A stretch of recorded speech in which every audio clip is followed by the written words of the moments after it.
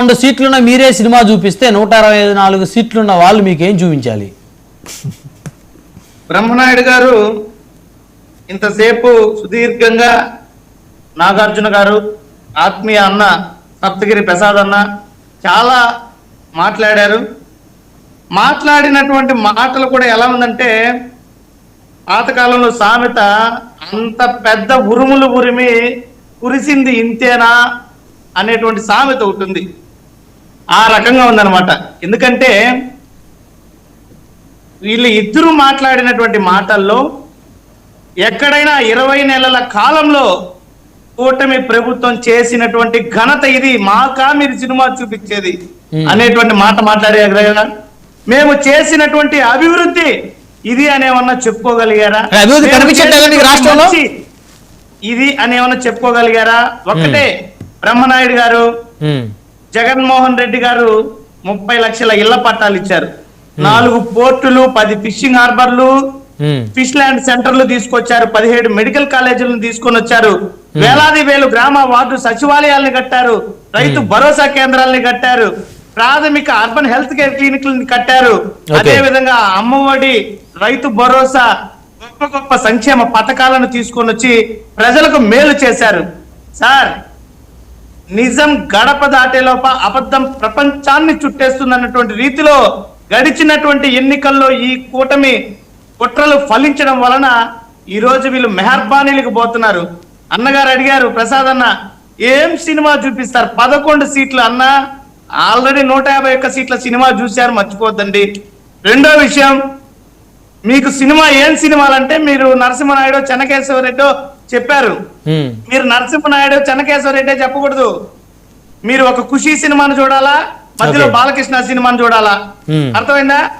మధ్యలో ఏమన్నా ఉంటే మహాభారతం ఇలాంటివి కూడా భారతీయ జనతా పార్టీ వాళ్ళ ప్రయారిటీ ఉంటది కాబట్టి ఇలాంటివి కూడా కొద్దిగా ఆధ్యాత్మిక చింతనతో మధ్య మధ్యలో ఇవి కూడా చూస్తూ ఉండాలి. అని మీకు లేదా ఆధ్యాత్మికత భావజాలం? మీ పార్టీకి లేదా?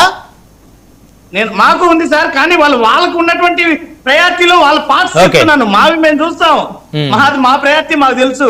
నేనేమంటున్నానంటే, ఏమి సినిమా అని ప్రశ్నించినటువంటి మా అన్నకి సమాధానం ఏంటంటే, ఆడబిడ్డ అనేది నెలకి 1500 ఇస్తామన్నటువంటి ఆడబిడ్డలు చూపించే సినిమాని కూటమి ప్రభుత్వం చూడాలా?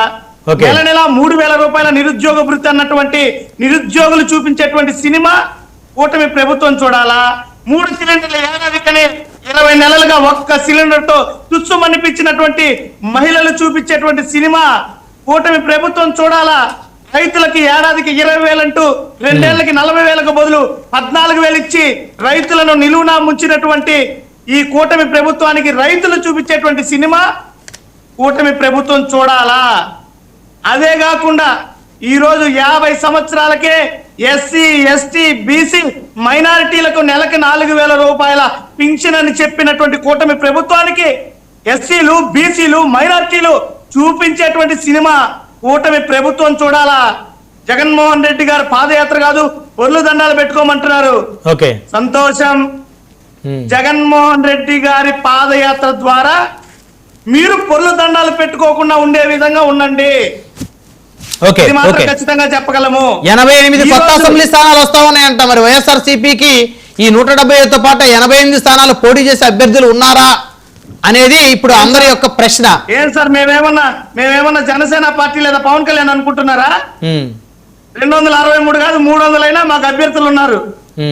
మేము అభ్యర్థులు మాకు రెడీగా ఉన్నారు. మా పార్టీలో నాయకత్వ పటిమ రోజు రోజుకి పెంపొందించుకుంటున్నాము.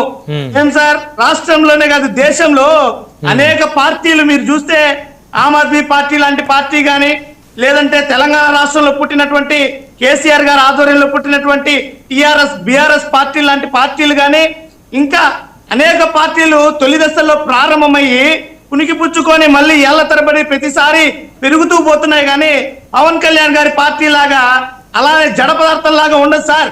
ఇప్పుడు నా ప్రశ్న ఒక ప్రశ్న సమాధానం చెప్పండి సురేష్.